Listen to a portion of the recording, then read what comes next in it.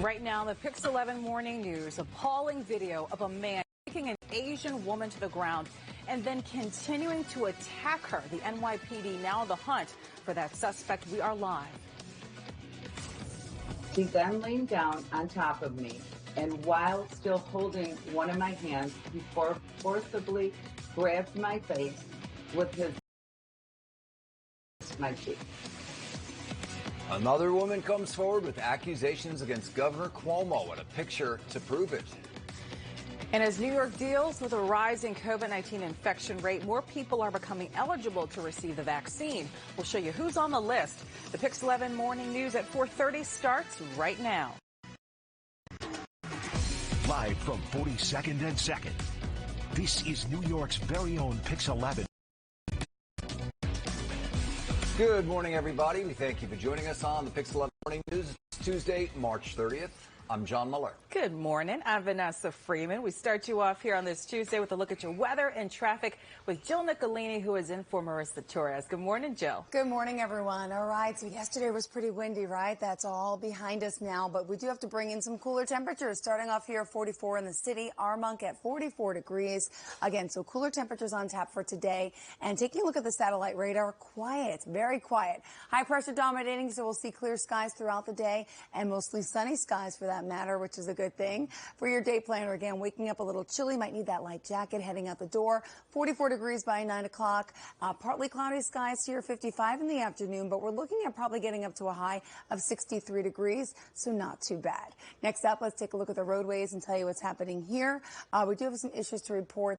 Jackie Robinson. It is a crash westbound right at Bushwick Avenue. So there are some delays here in both directions. Also want to point out through that area, you're looking good on the Grand Central, the Northern States, and the LIE. Disabled vehicle here in the BQE, though. This is eastbound right as you approach the Brooklyn Bridge. So some delays there. Lower East River crossings, all looking good, including the Brooklyn Battery Tunnel. And keep in mind, alternate side of the street parking rules are in effect today, citywide. Now back to you. Jill, thank you. Developing this morning, we're seeing more disturbing attacks on the Asian community. This one's in Hell's Kitchen, where a woman was on the way to church, kicked to the ground, stomped on by a man. Police are now looking for that man. PIX11's Anthony DiLorenzo live where this happened, as several bystanders are facing some scrutiny as well. Anthony. That's right, John. Good morning to you. All this happened right here in front of this apartment building here in Hell's Kitchen as surveillance cameras rolled and several witnesses looked on this as the woman was laid out on the sidewalk after she had just been senselessly beaten in an unprovoked attack. This is some of that surveillance video that we have edited because it is graphic. It happened yesterday around midday on the corner of West 43rd Street and 9th Avenue. You can see the 65-year-old victim kicked to the ground without provocation. The suspect saying something to the effect of, "You don't belong here," and then stomping on her head not once, but 3 times. This happened in a matter of seconds while a delivery person at this apartment building watched, and then building staff ultimately shuts the door on the helpless woman, according to police. In the video also released, we get a good look at the attacker, who ultimately just walks away. They released this video around the same time the Asian community had gathered for vigils in Queens and Bergen County, New Jersey last night, standing in solidarity for the countless victims of hate crimes here and all across the country. The NYPD says it's investigating dozens of incidents this year. Local leaders are urging people to speak up and take a stand. Even as we have held these rallies for the last few weeks, it's almost every day another incident. For too long, our pleas have been ignored and dismissed with the convenient excuse of, "Oh, but we don't hear your voice. We don't see the need. We don't hear the demand." That has to stop now. As for this latest disturbing incident here in Hell's Kitchen, we can tell you that there have been no arrests made in this case. The woman is recovering in the hospital in stable condition. As for those 2 workers here at this apartment building you saw on that video who closed the door, well, there's now an investigation into that as well. The Brodsky organization condemning this attack and also saying they are working in conjunction with the doormen's union as they look into this matter. Reporting live in Hell's Kitchen, I'm Anthony DiLorenzo, PIX11 News. Super disturbing, Anthony. Let's hope they get that guy soon. All right, our discussion on the rise of anti-Asian hate crimes this morning, it continues. We'll be joined by Queens Congresswoman Grace Meng, who will tell us more about her COVID-19 Hate Crimes Act, which has the support of President Biden. She'll join us live at 8:35. Well, the NYPD's Hate Crimes Unit, they're investigating video of a brutal attack on the subway, and we want to warn you this video is difficult to watch. You see the suspect punching the man repeatedly. Police say they believe the victim is Asian, but he has not come forward yet. This happened on a Manhattan-bound J train in Bushwick. The NYPD reposted the video from another Twitter account. The video later shows the suspect choke the victim until he loses consciousness.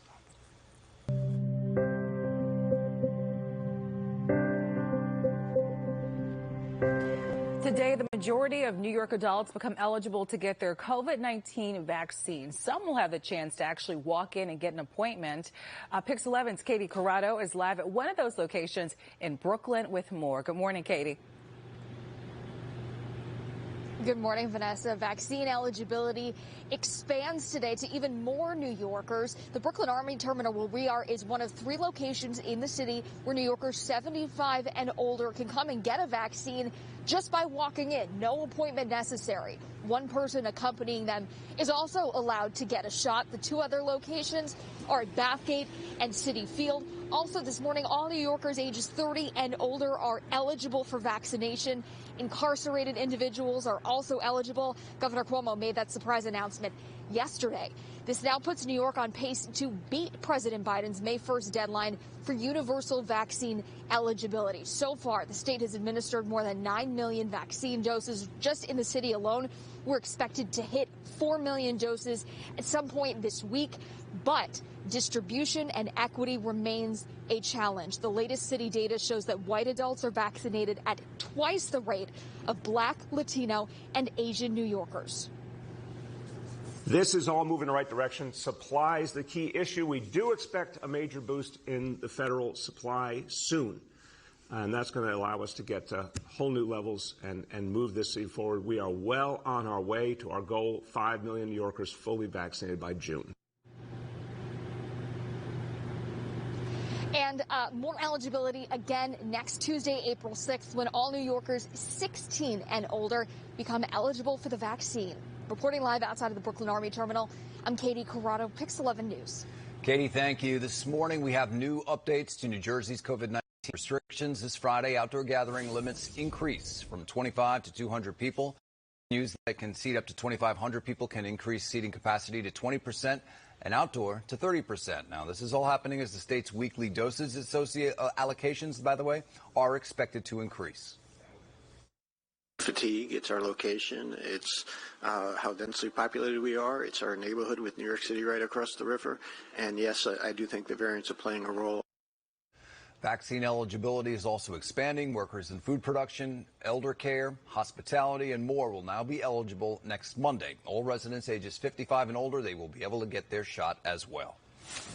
Vaccine eligibility is also expanding in Connecticut. Starting Thursday, 16 through 44-year-olds will be able to get that shot. The state also opened their first FEMA mobile vaccination center. 2 trailers will distribute doses of Johnson & Johnson's single-shot vaccine.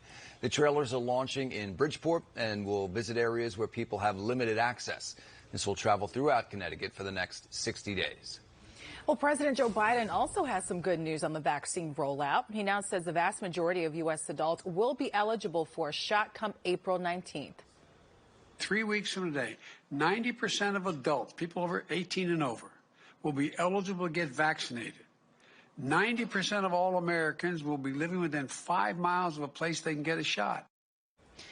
He previously called on states, tribes, and territories to make all U.S. adults eligible by May 1st. The president says a surge in the availability of vaccines is making it possible. Now, while these shots are rolling out, we do still have a long way to go. The director of the CDC is now warning Americans of what she calls impending doom as COVID-19 cases spike in most states.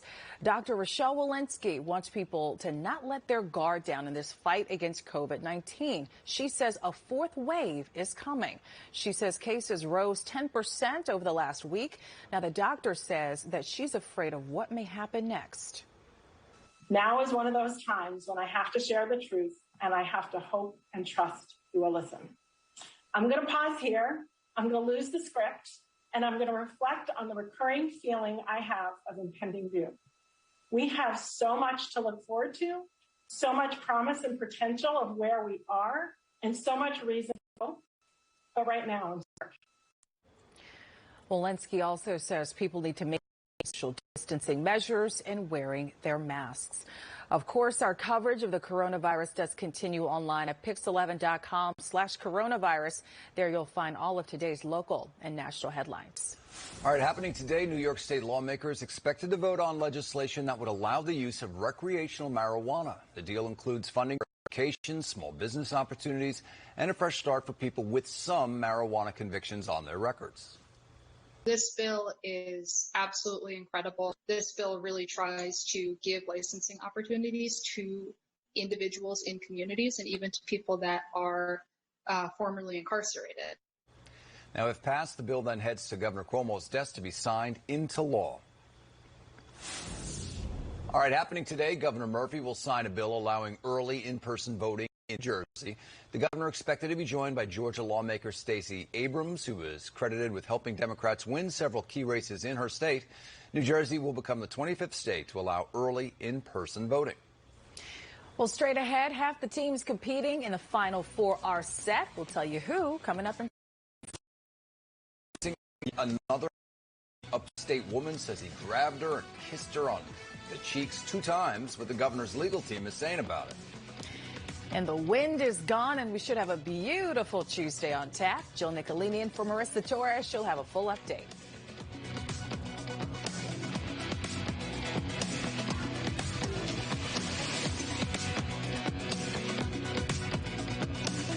This moment that we're in is not like anything else. The city is tense. People want answers. But I think at the core of everything is this uncertainty. We're in a crisis. We want people to know that we're here through the change. We go into their neighborhoods. We want to tell their stories and talk with people who are being affected by the problems. These are the questions that we're asking every day so you can make good decisions. We are in this together like we've never been before. We live here and we work here. We raise our families here. We're on the street, whether we're on the clock or off the clock, because this is our community too.